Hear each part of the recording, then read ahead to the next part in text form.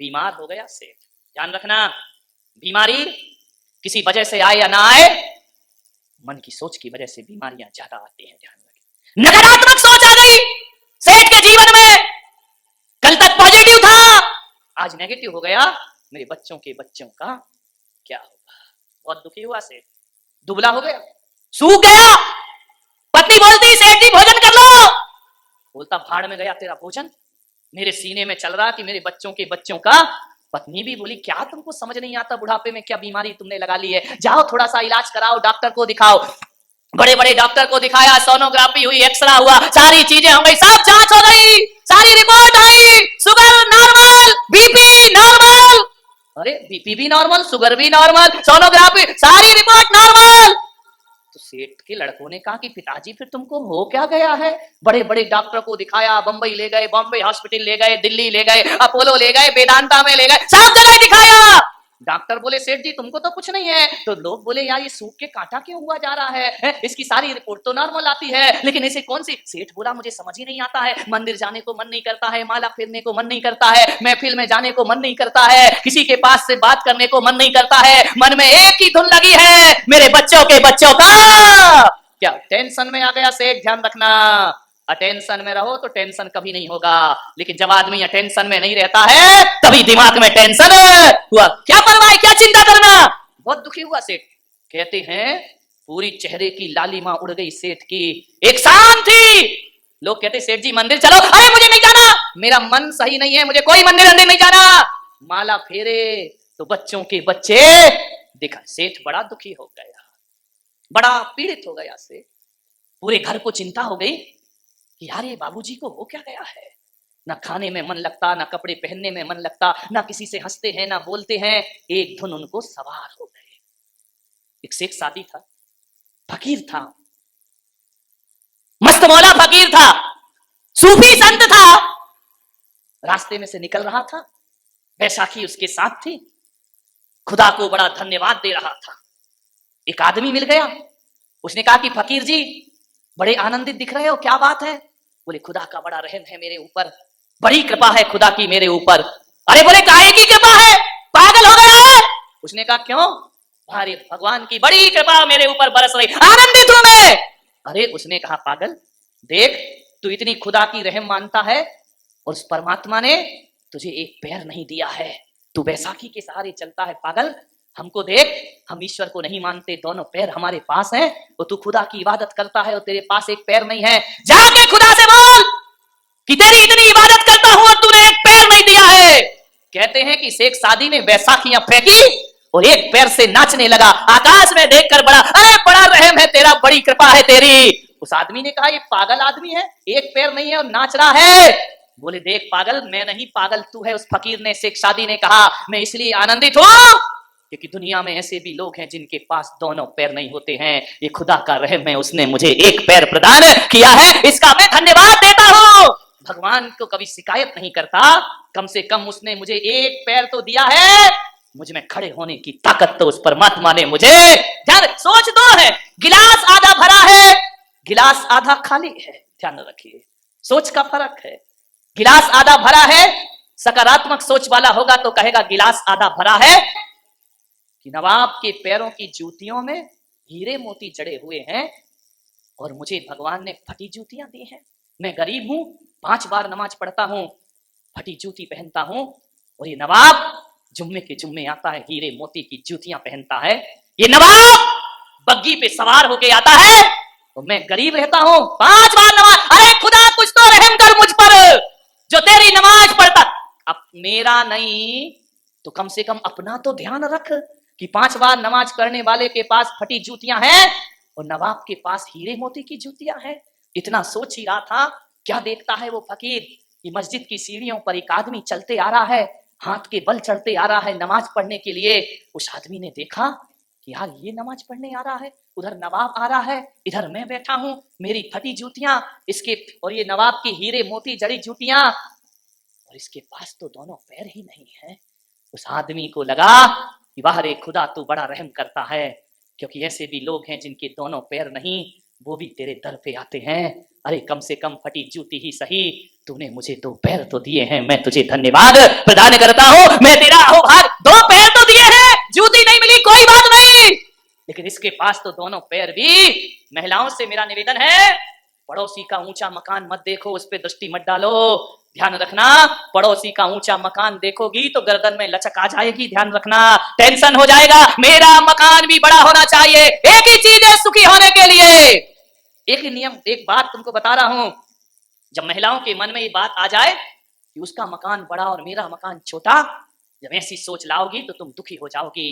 एक बात याद रखना, कभी अपने मकान को देखना और कभी फुटपाथ पर लेटे हुए व्यक्ति को देखना, तुम्हें लगेगा भगवान ने हमें बहुत कुछ प्रदान किया है, इससे ज्यादा हमें किसी और चीज की जरूरत नहीं। फुटपाथ पर जिंदगी गुजरती है, 4 दीवार एक छत भी नहीं है, ऐसे लोग इस धरती पर जीते हैं। अपने पास कम से कम एक मकान तो दिया है, धन्यवाद दो भगवान को। 24 घंटे शिकायतों से मत भरिए, धन्यवाद देने की कला सीखिए। मंदिर जाओगे, शिकायत को लेकर जाओगे तो दुखी होकर लौटोगे, और अहोभाग्य लेकर जाओगे तो आनंद का प्रसाद लेकर वापस आओगे। बहुत कुछ तो दिया है परमात्मा, 24 घंटे शिकायत, मेरे पास ये नहीं, मेरे पास वो नहीं, ऐसा नहीं किया, वैसा नहीं किया। जो है उसमें सुखी रहने का प्रयास करिए मेरे भाई। सेठ दुखी था, बहुत दुखी था बेचारा। एक बार उसे कोई व्यक्ति मिल गया, उसका मित्र मिल गया। उसके मित्र ने कहा कि सेठ जी, ये क्या हाल बना रखा है, कुछ लेते क्यों नहीं? सेठ ने कहा, यार बहुत दवाई ली, कोई फायदा ही नहीं होता है। अरे ये क्या हाल है, कल तक बड़ी शान थी, आज सिर लटकाए घूम रहे हो, सूख के काटा हो गए, कुछ ले लो। सेठ ने कहा, सब ले लिया। बोले, पागल, बीमारी क्या है तुझे? बोले, रिपोर्ट सब नॉर्मल है, तो ये हाल क्या है? ये बेचारा काम के बोझ का मारा, इसे पिलाओ हमदर्द का टॉनिक सिंकारा। बाहर एक ऐड आता था हमारे जमाने में टीवी पे, सिंकारा पीता था, वो कांच फोड़ के प्रकट हो जाया करता था। मैंने कहा, बाहर एक ढक्कन में कांच फोड़ दिया, पूरी बोतल पी ले तो दुनिया हिला के रख देगा। विचार कर, सेठ से कहा, कुछ ले लो सेठ। सेठ ने कहा, बहुत सा इलाज कराया यार, कुछ फायदा ही नहीं होता है। उस आदमी ने सलाह दी, मैं तेरा दोस्त हूं सेठ, मुझसे तेरी ये हालत देखी नहीं जाती, एक काम कर, अपने नगर में एक संत पधारे हैं, बड़े पहुंचे हुए हैं, जाओ उनसे इलाज करा ले। अरे सेठ ने कहा, पागल हो गए, तेरा दिमाग खराब है, ये साधु संत भी इलाज करेंगे तो बारामती के सारे अस्पताल बंद हो जाएंगे, मेडिकलों में ताला लग जाए, ये साधु बाबा क्या करेंगे? बोले, चला जा सेठ, मेरा प्यार। अरे बोले, मैं नहीं जाता, मेरा कोई विश्वास नहीं है साधु संतों पर। बोले, विश्वास हो या ना हो, एक बार उनके पास तू। सेठ ने कहा, यार ये महाराज लोग क्या कर देंगे? बोले, यार चला जा, ध्यान रखना, संत आपको कुछ दे या ना दे, ध्यान रखिए, संतों के पास जाने से आपको कोई लाभ ना हो तो कोई बात नहीं, लेकिन ये विश्वास दिलाता हूं, आपको कोई हानि भी होने वाली नहीं है। संत आपको कुछ देगा नहीं तो संत आपसे कुछ लेने वाला भी। ऐसा करो सेठ, चले जाओ, नुकसान क्या है? फायदा हो या ना हो, साधुओं के पास जाने में नुकसान कौन सा है? जाके अपनी व्यथा बताना। बोले, यार तू कहता है तो मरता क्या नहीं करता, चला जाता हूं। चला गया वो संत के पास, सुबह सुबह उठ करके, दूर गांव के बाहर झोपड़ी बनी थी, क्या देखता है? झोपड़ी के बाहर एक 5 साल की बालिका आंगन में झाड़ू लगा रही है। सेठ पहुंचा, सेठ ने कहा, बेटे अम्मा कहाँ है? संत के पास गया, संत ने कहा, सेठ जी क्या बात है, क्या दिक्कत है? रोने लगा सेठ। संत ने कहा, रोते क्यों हो, तुम्हारे पास तो सब है। बोले, सब है महाराज, लेकिन बहुत दुखी हूं मैं। अरे सब होने के बाद दुखी हो? बोले, बहुत दुखी हूं, बहुत पीड़ित हूं मैं। क्या हुआ सेठ, तेरे बच्चे नहीं हैं? अरे बच्चे हैं महाराज। कहां बच्चे अच्छे में फंसा रहे हो मुझे? तो फिर किस बात का दुख है? बीवी खराब है। अरे बीवी तो सीता की तरह है, ऐसी बीवी किसी को मिलती? अरे बीवी तेरी सीता जैसी, बच्चे तेरे पास हैं, बच्चे तेरा कहना नहीं मानते। अरे महाराज कहने की बात तो छोड़ो, इस कलयुग में भी राम लक्ष्मण की तरह है, कोई बात जुबान पे लाता हो और जुबान पे आने से पहले बच्चे उसे पूरा। बोले, बच्चे अच्छे? सेठ कोई व्यापार में अरे घाटा वाटा कुछ नहीं लगा है, तो फिर क्यों रो रहा है? बोल सेठ, किसी ने तेरा अपमान किया? अरे बोले, पूरे गांव में किसी की ताकत नहीं मेरा अपमान कर दे, नौकर भाग गए। अरे 20 नौकर है महाराज मेरे पास। संत ने कहा, जब तेरी बीवी अच्छी, बच्चे अच्छे, बहुएं खराब है? अरे नहीं, इतनी अच्छी तो बेटियां नहीं होती जितनी अच्छी मेरी बहुएं हैं। अरे सेठ, बहू अच्छी, बीवी अच्छी, बेटा अच्छा, दुकान चल रही है, फिर अब किस बात का टेंशन है? बोले एक बीमारी है महाराज, इलाज नहीं हो रहा कुछ है। संत ने कहा क्या इलाज है, बीमारी बता पहले। बोले महाराज यूं तो भगवान का दिया मेरे पास सब कुछ है, लेकिन एक टेंशन मेरे मन में है। क्या? बोल सेठ क्या बात है? सेठ ने कहा कि महाराज एक चिंता सता रही है। क्या चिंता है तुझे? सेठ को और चिंता, गरीब चिंता करे तो बात बनती है सेठ। तेरे पास तो सब कुछ, अरे कुछ नहीं है महाराज, कहने को तो सब कुछ है, मगर हकीकत में देखो तो मेरे पास कुछ। सेठ क्या बात है? बोले महाराज संत जी एक पीड़ा मेरे मन में है। मैंने मुनीमों से पूछा मेरे पास कितनी दौलत है, तो कितनी है सेठ जी? बोले इतनी है, मैं तो क्या मेरे बच्चे भी बैठकर खाएं तो कम पड़ने वाली। तो अब चिंता किस बात की है? अब चिंता तो यहीं से शुरू हो रही है महाराज। बोले क्या? बोले मेरे बच्चों के बच्चों का। संत ने कहा पागल सामान, 100 बरस का पल की खबर नहीं, इतना सोचता है सेठ।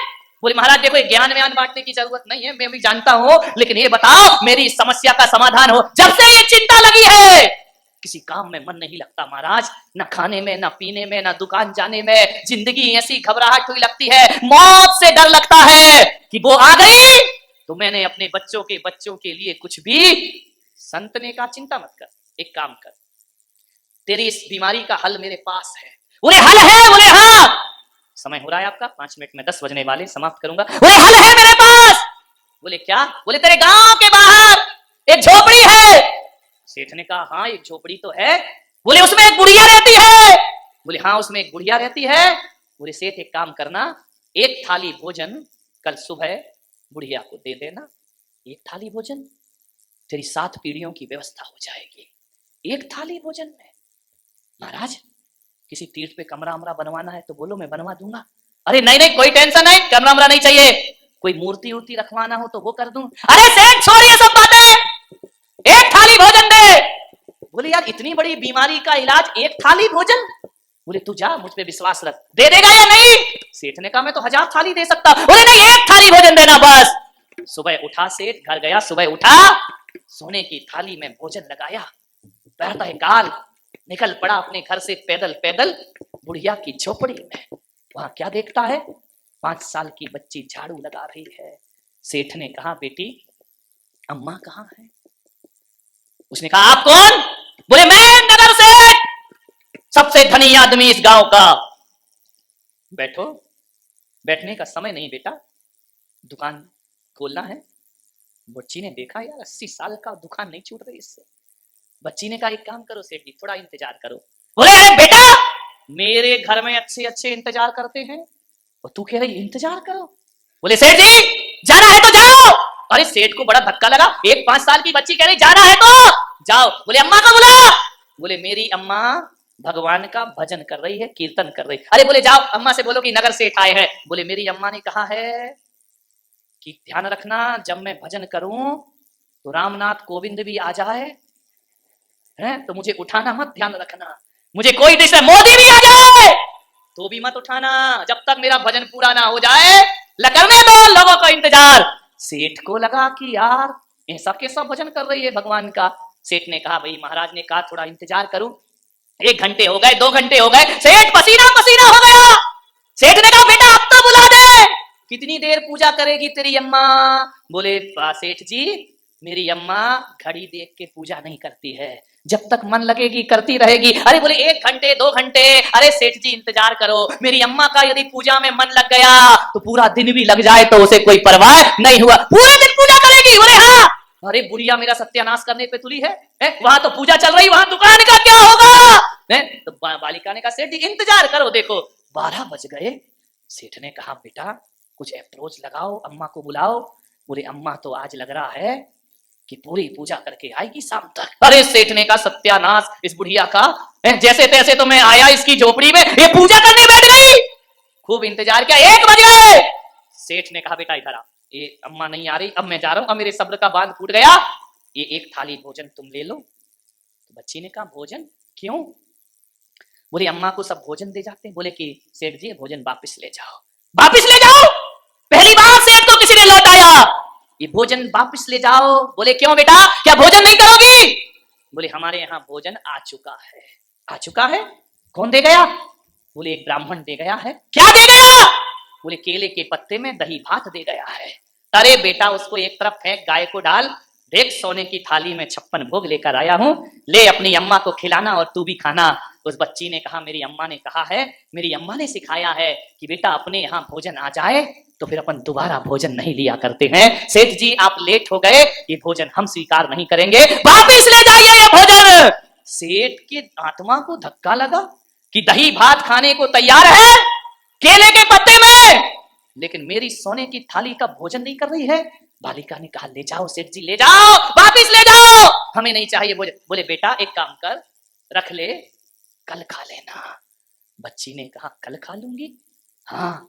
बोले नहीं सेठ जी वापिस ले जाओ भोजन, मेरी अम्मा ने मुझे बताया है हम कल की चिंता नहीं किया करते हैं, हम आज में ही अपनी जिंदगी जिया कर, हमें कल की कोई परवाह नहीं है। बेटा कल नहीं आया ब्राह्मण भोजन देने तो?